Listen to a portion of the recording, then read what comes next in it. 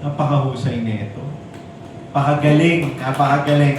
You have to watch it. Talagang hindi lang dun sa kanyang pagsasalita and everything. Imagine, with prosthetics, with that kind of language, he sang a whole song, umiiyak ang puso, nagdrama, nagpatawa.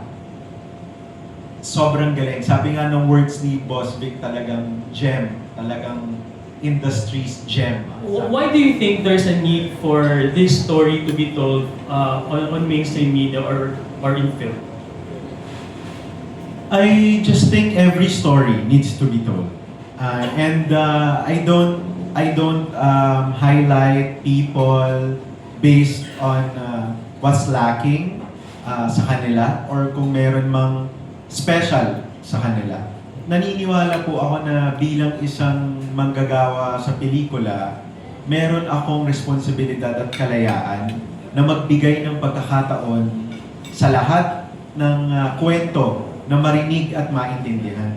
Sa totoo lang po, I don't want to be very poetic about it, pero sa motivation ko sa paggawa ng Love Mo, you'll realize na hindi mo kailangan maging ngongo para ma-misinterpret or ma-misunderstood. In your everyday life, maraming pagkakataon na hindi tayo maunawaan, na hindi tayo naiintindihan ng kapwa natin. And it's the same. Pag nagsasalita sila, mga kapatid natin may cleft palate, minsan, gigil na gigil kang ipaintindi o ipaunawa sa kausap mo yung gusto mong sabihin, pero yung capacity o pang-unawa ng manunood o makakausap mo ay may hangganan. Pero we still respect that. So, yun lang yun. I mean, the story of people with cleft palate or cleft lip deserves to be told because mas marami silang kwentong hindi naiintindihan. Figuratively and sa pang-araw-araw, sa kanilang realidad, maganda na makapanood ang mga Pilipino ng isang pelikula na ang magiging tingin sa mga ngongo ay hindi lang pinagmumulan ng katatawanan at libang. Kung hindi magkaroon ng avenue para sa mga people with cleft lip and cleft palate, magkaroon ng avenue na maikwento nila yung pinagdadaanan nila. Totoo bang nakikitawa lang sila genuinely pag pinagtatawanan sila? Ano yung mga pinakamasasakit na biro? Kamusta yung relasyon nila sa pamilya nila na walang cleft palate? Lahat po kasi yun madidiscuss dito eh. Not unless you know kung ano pinagdadaanan nila, dun mo lang maiintindihan kung paano sila pakitunguhan, kung paano sila hindi ma-offend, kung paano mo mabibigyan yung sarili mo ng pagkakataon, maging kaibigan nila. And with that, napakaganda po ng pagkakataon na to na ngayon, hindi ko sila pinagtatawanan, kung hindi, tumatawa ako kasama nila. Yun yung parang pinaka-realization ko eh. Doon po sa, syempre, medyo si Raulo naman si Jack, sila Tata, parang si Direk Gina lang po yung naiiba dito eh. Lahat po kami parang may tama eh.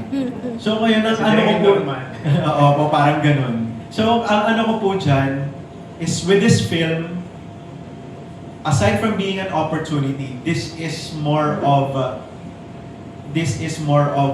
pananagutan to me. This is a responsibility for me to tell a story for our brothers and sisters na may cleft palate. Mapakita natin kung ano yung pinagdadaanan nila at bakit kailangan samahan natin sila sa pinagdadaanan nila. Yun po. Thank you. And for my next question kay Gerald. Gerald, since you're the one who knows the character well, kung si Go ay tunay na tao, sino siya? How would you describe him? At ano yung i-represent niya? Based sa yung pagkakaintindi sa character. Well, I think, kagaya ng sinabi ni Direk Daryl, he can represent any marginalized person in our country who tries to blend in as much as possible, even if the circumstances hindi mahirap mag-blend in. So hindi lang porke Clef Palette, siyempre may iba pa tayong mga kaibigang kapatid na may na PWD, or kahit walang kapansanan man, yung mga kaibigan natin na may hirap or walang kakayahan, walang resources. I think everyone can relate to this. Kasi I tried my best to portray the character as a character who's living a day-to-day basis. When nagkataon lang na may Clef Palette. But the thing is, base sa obserbasyon ko, kagaya ng sa mga kaibigan ko dati, at hanggang ngayon, nakasama ko sila Tata at sila Jack, pag nagkakasama kami, never naman namin pinag-usapan yung palette nila. Never kaming nagkwentuhan kung ano bang meron sila. Pag nag-uusap kami, naiintindihan ko naman sila. Diba? Parang pag nag-joke sila, on point naman yung punchline nila. Yun yung sinasabi natin na everyone's trying to live their life in a day-to-day basis. It's up to us who doesn't have what they have kung paano sila tatanggapin at paano mapapadama sa kanila na, okay tayo, wala tayong pagkakaiba. Parang gano'n. Thank you. Thank you. Last question na lang kay Tata, kay Sir Jack, at siya kay Mano Victor. How does it feel? First movie nyo, Daryl Yap. I-enjoy po, napakasaya po kasama siya. Yun nga lang, medyo straight ka pala. Pero okay yung ganun. Masaya po yung naging namin doon, yung setup talaga. Parang kami, magkaagal-agal na ganun. Na sumula sa walang-wala, tapos nag-ika-ika lang, ganun lang namin. Kaya yun po, masaya po kasama si Gareth po. Yun po. Sir Jack? Ano? How does it feel na first movie mo? Okay. And then Daryl Yap ang director. Ano ba bongga! Hindi na ako hindi na ako nagsimula ka malit Wala ako. Balinag ako. Masaya. Baka wala akong walang ang paniwalag mo. Wala akong kinuha mahihiya ako. Alam mo yung mga kasama ko parang abot ng masa makamasa akong tao Makamasa akong kulang-kulang. Ito, kahit masama ko galit, makamasa ka rin. Nagkilala ka rin. Siyempre, lalo na yun, malapit na masaya. Nakakasana. Pag meron ulit, ako na yung bilga.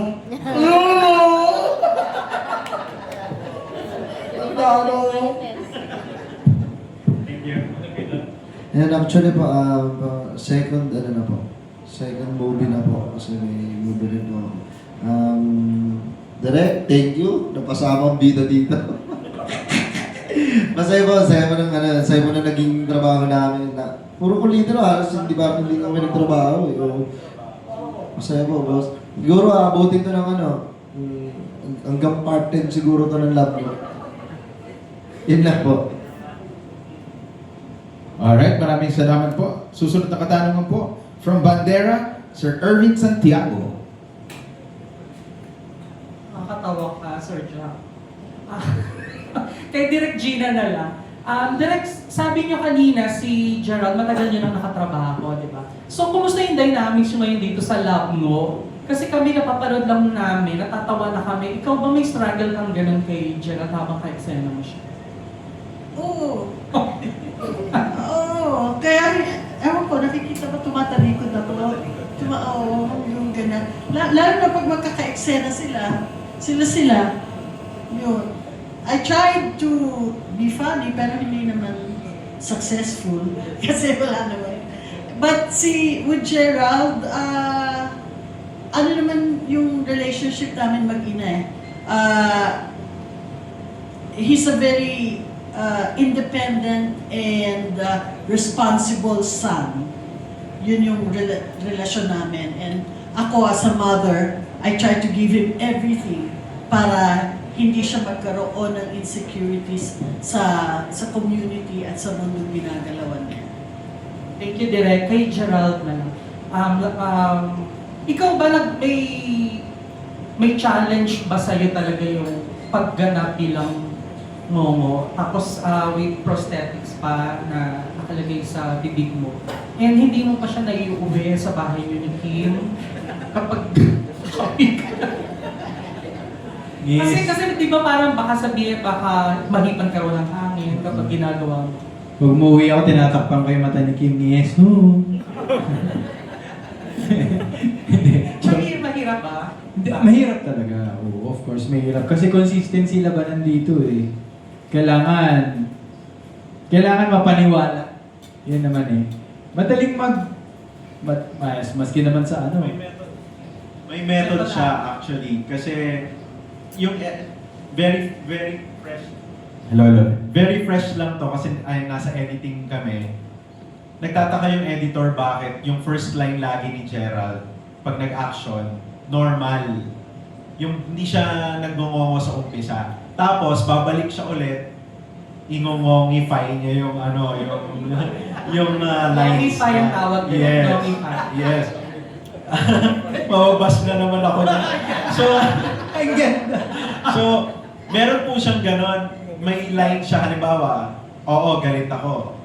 Nagtitinginan yung mga staff, bakit normal voice niya? Hindi nila alam, nagpaalam si Gerald sa akin na pwede bang pag tuwing babato ko ng linya, as is muna yung script bago ko baliin para maramdaman ko kung paano yung gagawin. So, napakahusay nito. Napakagaling.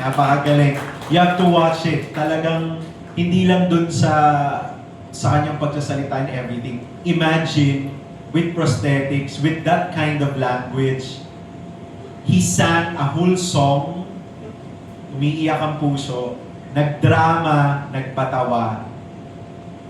Sobrang galing. Sabi nga ng words ni Boss Vic, talagang gem. Talagang industry's gem ang sabi niya kay Jen. Wow, Jen. May title ka na. Napakahusay.